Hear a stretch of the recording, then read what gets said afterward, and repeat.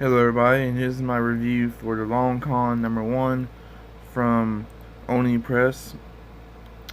It's basically kind of a sci-fi comedy, I guess you could classify it as.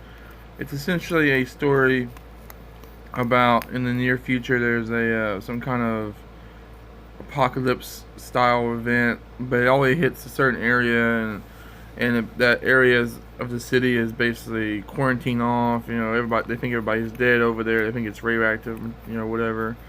And but there just happened to be a con going on during that time called the Long Con. And you know, a comic convention.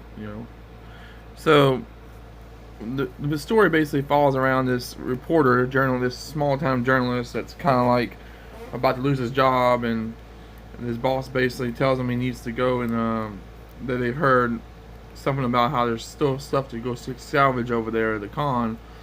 So he has to put like a biosuit on and go behind, the quarantine zone to investigate, see if he can scavenge anything from this long forgotten Comic Con thing. That's because it's been like 5 years.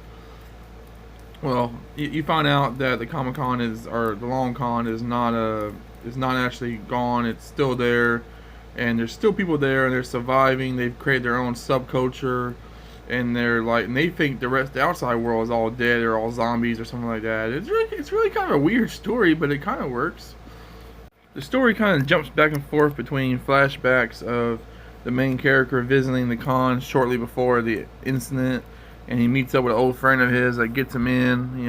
That she's like working as part of the staff, and they used to have her like a kind of a friendship or whatever, and then it goes into the present where he's basically having to find out what happened to the con, and he gets attacked by some of the guards, and it's kind of funny because of course they're using prop guns, cosplayer guns instead of real guns to withhold the law and stuff. And it's just a bunch of inside jokes and geek stuff and geekdoms and things.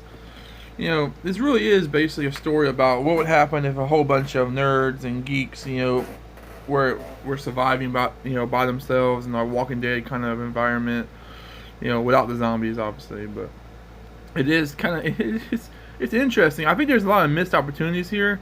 I don't think the book's as funny as it really could have been, or as the story lets. I'm not sure if this book's trying to be a comedy. I don't know. It might be trying to be more of a pop culture commentary or whatever. But you know, it's an okay book. It's not. It definitely wasn't like anything great. The main thing that was interesting to me about this book was just the premise. I thought the premise was cool, but again, I thought it was very much a missed opportunity. I thought they didn't execute it as well as I would have hoped for this kind of story to be executed. It didn't feel like it was as like it really explored every. I mean, obviously there's more issues to this story, but it didn't feel like it explored enough of the geek culture and stuff.